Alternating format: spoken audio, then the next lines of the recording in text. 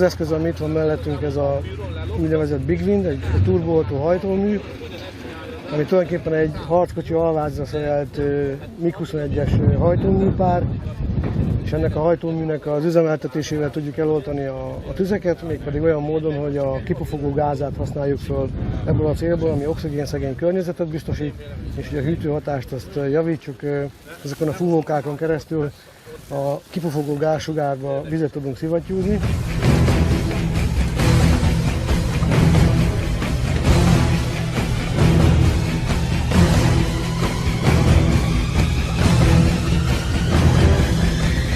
Russian T-34 tank to create a spectacular prototype called Big Wind.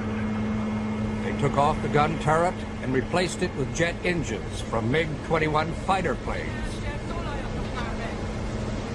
Water is injected into the jet stream. Then they just open the throttles and blow the fire out.